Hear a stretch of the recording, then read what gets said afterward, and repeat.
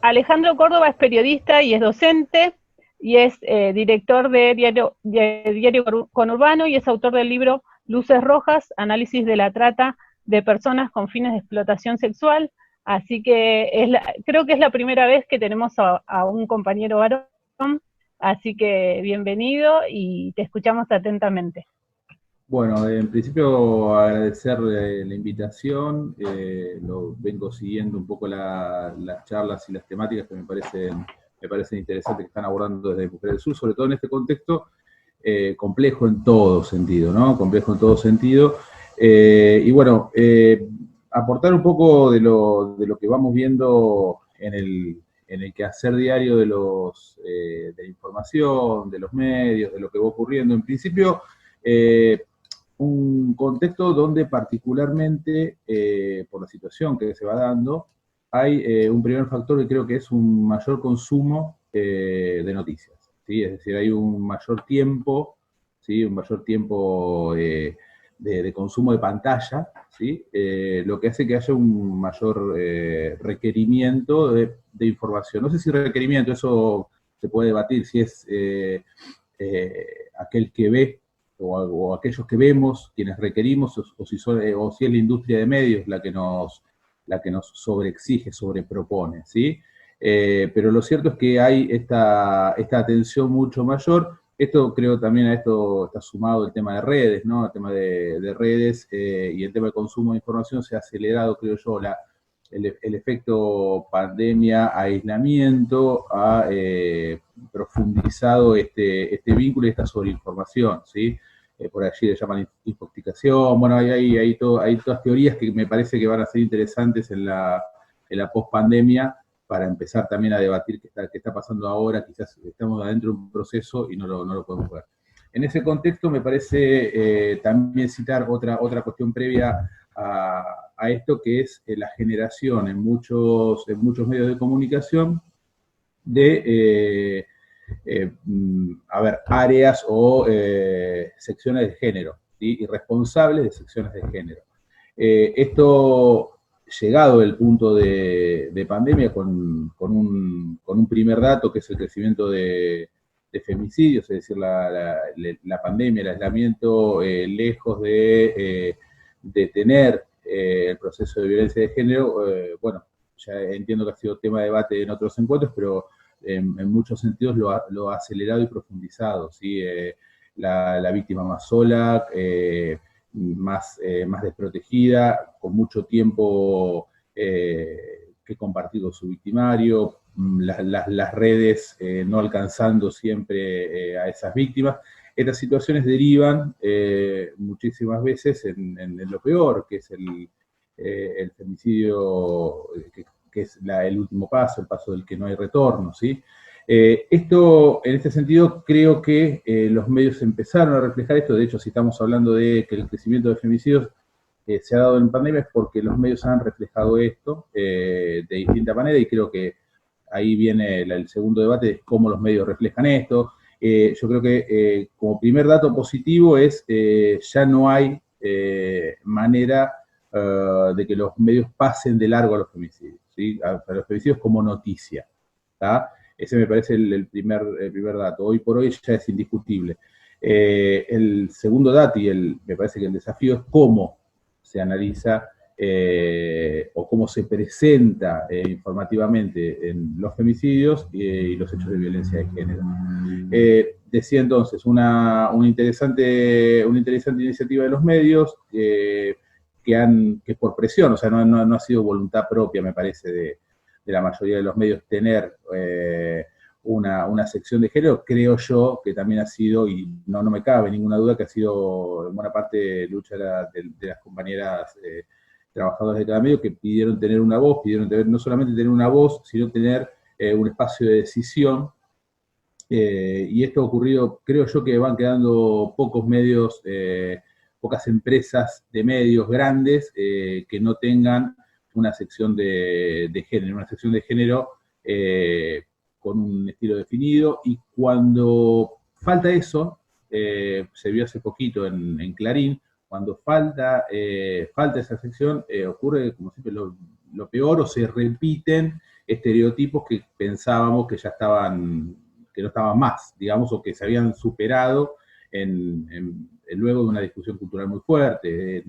Esto fue días atrás, fines del mes pasado, un femicidio en Santa Fe. Clarín, recuerdo que tituló Pregonaba el ni una menos y terminó muerta de femicidio, ¿sí? Este fue el título de Clarín. Hubo una repercusión muy fuerte en redes. Hay que tener en cuenta también las redes que suelen ser parte también, como suelen actuar como fuente de presión muy fuerte en todos los temas, ¿sí? Las redes hoy actúan como eso. Hubo un rechazo muy fuerte y un cuestionamiento muy fuerte a Mariana Iglesias, que es la editora de la sección género, y ella hizo un descargo y no fue rebatido por nadie, en el que explicó que ella ese día estaba de Franco y que esa nota no la editó ella. A lo que voy es la ausencia de un responsable, de una responsable concretamente, en el lugar presente editando la nota, hizo que se volvieran a repetir esquemas que, reitero, habíamos considerado superados, ¿sí? Esta idea de relacionar, militaba algo y terminó de la manera en que aquello contra lo que luchaba, ¿sí? Casi planteado como una ironía en medio de la situación trágica del femicidio, ¿sí? Absolutamente innecesario, 4 pasos o 5 pasos para atrás en todo lo que se conquistó o todo lo que se logró comprender en el tema de la relación periodismo y género, ¿sí? Por eso digo, el contexto de pandemia se han dado estas situaciones, ¿sí? Se ha dado un crecimiento, decíamos, de lo que son los casos de violencia de género, de femicidios. Hablando con una fiscal el otro día, me decía que ellos sospechan que post pandemia tengan un aluvión o una gran cantidad de denuncias por otros delitos que tienen que ver con abusos, ¿sí? Es decir, abusos intrafamiliares que hoy no se están denunciando, que cuando empiecen a funcionar a pleno o más a pleno las instituciones, van a recibir esas cuestiones que quizás hoy están ocurriendo puertas adentro, ¿sí? Quizás las víctimas hoy no pueden levantar la voz por las razones que todos nos imaginamos, ¿sí? Los medios en este contexto, para ir más a lo puntual, creo yo que estamos, ¿sí? Sin duda estamos tratando de transitar esta sobreinformación por un lado, ¿sí? Y por otro lado, la manera de procesarla, ¿sí? Se hace muy complejo cuando los actores judiciales, y ni que hablar de las fuerzas de seguridad, guardan celosamente e innecesariamente la información. ¿Por qué? Porque se empieza a generar lo que no sale oficialmente, formalmente, empieza a salir a través de redes, a través de vecinos que se comunican con los medios, y si bien muchas veces en la construcción de noticias, surgen noticias a partir de la conexión de los vecinos, de los familiares o de los propios protagonistas de una noticia, con los medios, muchas veces no es lo más seguro, ¿sí? Porque es una visión en última instancia parcial y uno trata en lo profesional de ir chequeando esas cuestiones. Lo que pasa es que muchas veces las instituciones, insisto, justicia y fuerzas de seguridad se retraen, no dan información, ¿sí? Porque consideran que la información es poder en el peor sentido, y guardan esa información, y lo que termina ocurriendo es que la información se termina construyendo por canales alternativos. Muchas veces puede resultar interesante porque se canaliza información que es censurada por otros medios, pero muchas veces se presta a un peligro donde las cuestiones, los datos certeros, que es con lo que uno trata de trabajar, no se pueden chequear, ¿sí? Y sobre todo en temas judiciales y policiales, donde a veces la construcción, ya lo hemos visto muchas veces, la construcción de una noticia, de una historia, en esa construcción se juega la libertad de una persona, ¿sí? Es decir, hemos asistido a muchísimos casos últimamente en donde en la construcción mediática se juega mucho de lo que puede ocurrir después en términos de justicia. Creo yo hubo en el fin de semana, de hecho, dos mujeres, en un hecho ocurrido en Avellaneda, un hecho ocurrido en Dock Sud, mataron a sus parejas, ¿sí? Esto fue, además las cosas tienen una hilación que ya uno desmaneja, digo, porque esto es consecutivo a lo que le pasó a ese atropello, a esa cuestión, si se quiere, prepotente, que tuvo un fiscal con Lucía Trujillo, ¿sí? De C5N. Viene casi, es un ejemplo, o sea, es parte se meten en el debate y se empieza a mezclar todo, o sea, para bien y para mal, digo, si uno lo sabe procesar o si uno se pone a procesarlo, resulta interesante porque para adelante uno tiene para repensar esto. Ahora, si uno lo cuelga de cualquier manera, puede salir cualquier cosa, como suele ocurrir. Pero lo cierto es que hubo estos hechos, ¿sí? Donde las mujeres argumentaron, o a la primera versión, si bien no declararon en sede judicial, cuando fueron detenidas, dijeron que eran víctimas de violencia de género. Eso creo yo que hay una visión distinta, pero eso hay que reflejarlo en la noticia, ¿sí? Si uno no refleja eso, la noticia queda vacía, inconclusa, y ya sabemos que lo que queda inconcluso se llena con cualquier sentido o con el sentido común, que muchas veces no suele ser un sentido, bastante abarcativo, con una mirada amplia, suele ser un sentido bastante duro. Digo, nosotros como medio de comunicación recepcionamos aún, cuando son las noticias, tenemos un lector que es un lector, digamos, de base conservador. Tendremos que replantearnos qué hicimos para tener un lector de base conservador, o si es parte de la sociedad, y es eso con lo que tenemos que remar. Digo, también uno construye un lector, y un lector se suma a uno. Digo, es muy difícil, el proceso yo no lo tengo sinceramente definido, pero hay un lector de redes, sobre todo, que es un lector, uno lee los comentarios, es un lector violento. A veces hablamos, cuando tenemos las reuniones de redacción, ahora virtuales, conversamos y decimos, ¿qué pasó? Que yo en ningún momento quise escribir esto, o escribí esto por esta vuelta de sentido que le da a esta persona, ¿sí? O sea, es decir, si hay un hecho de inseguridad y en un barrio, y bueno, ¿cómo no va a ser ese barrio? Si entonces, y podría ser en otro barrio, qué sé yo.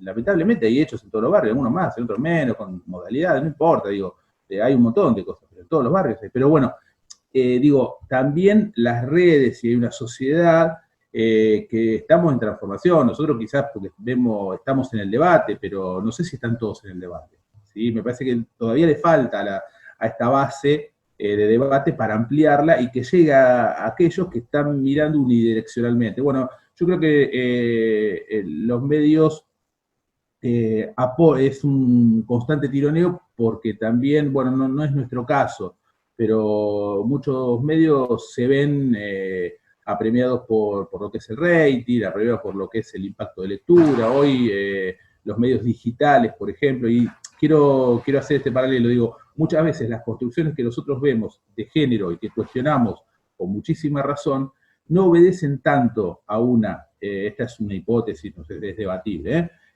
no obedecen tanto a una cuestión personal de aquel que edita, como aquel que editó el título de Clarín y puso militaba ni una menos y terminó muerta por un femicidio, no tiene que ver tanto con la persona, sino tiene que ver con la industria periodística hoy. Es decir, la industria periodística hoy hace que se estén midiendo los clics en una nota. Y los clics, si yo obedezco al clic en la nota, seguramente si en la nota en el clic de la nota pongo algo aberrante, seguramente voy a tener un lector fiel que hará clic, ¿sí? Y compartirá esa aberración. Digo, las fake news no existen de casualidad, existen porque hay un consumidor fuerte de fake news que comparte, que lee, que distribuye. Y hoy tenemos miles de maneras de distribuir, digo, por fuera de redes. Podemos el grupo de WhatsApp, que hoy el WhatsApp funciona en una red social, ¿sí? Y de todo para una red social. Entonces, digo, esa situación tiene que ver más con la industria, insisto, no tiene que ver, me parece, más con lo personal de cada periodista, de cada cronista que le pone seguramente hay, claro que hay un componente machista en esa construcción, pero esa construcción no hace al total. ¿Sí? Me parece que el total nosotros tenemos que ver esta industria de los medios de una necesidad de mayor clic en el caso de los portales de noticias, de mayor rating en los casos de los canales, digo, y cierro esta idea. ¿Sí? La defensa que argumenta el otro día Diego Leuco cuando dice yo no festejaba, no estaba festejando mayores muertes a futuro o mayores casos de contagio a futuro, yo estaba festejando que estábamos ganando en el rating en el minuto a minuto. ¿Sí? Eso más allá de si uno le cree o no le cree, no importa, es otro tema ese, lo que sí expone, nunca me parece de manera tan grande, es a qué juega la tele, ¿sí? A qué juegan los grandes medios. O sea, no me importa qué está diciendo mi compañero, y no me importa qué noticia está dando mi compañero, a mí me están diciendo que estamos ganando y es lo que importa. ¿Sí? Entonces, en esa lógica de que lo que importa es ganar, ¿sí? Yo voy a titular como más impacto tenga, y ya sabemos que las redes tienen así como tienen un combate muy interesante, y hemos conocido casos, volviendo al tema de género, hemos conocido casos de víctimas de violencia de género porque han hecho un vivo en Facebook. También tenemos miles de casos en donde ha habido abusos en todo sentido por redes sociales, maltratos, ¿sí? Entonces digo, esta lógica, cuidado con esta lógica, porque si esta lógica se profundiza en un contexto como el que planteaba al principio, de mucho consumo de información, particularmente de mucho consumo de redes sociales, otro dato, la mayoría de los portales, la mayor cantidad, y esto pido que también piensen ustedes cómo se informan a través de medios, la mayoría de quienes consumen información entran a través de redes sociales a los medios, es decir, muy pocos ponen la página de Página 12, la página de Clarín, entran a través de Twitter, entran a través de Facebook a una nota, ¿sí? Entonces, las redes sociales tienen ese peso, y más, reitero, en este contexto de pandemia, ¿sí? Donde estamos encerrados, digo, estamos cuidándonos adentro, quienes podemos tenemos el celular, y bueno, se van dando una serie de cuestiones que hacen que el tiempo libre lo ocupemos en pantalla, sea cual sea ella, ¿sí? Entonces, me parece a mí, ahora sí para cerrar, la cuestión del desafío, me parece, es, en principio, cómo transitamos lo que queda y cómo desde los medios tratamos de volcar eso con la mayor información, detalle y la mayor amplitud posible como para tener una mirada que frene esta pelota de la constante información, que se corra a un costado y que podamos reflexionar sobre algunos hechos, ¿sí? Es decir, si nos ponemos a reflexionar si nos ponemos sobre cada caso y no vemos el contexto, nos perdemos, ¿sí? Y después me parece la segunda cuestión para plantearnos adelante es qué vamos a hacer, digo, como profesional de la comunicación, qué vamos a hacer con esta relación de género y comunicación con el crecimiento imparable de las redes sociales, ¿sí? Es decir, de qué manera gestionar, ¿sí?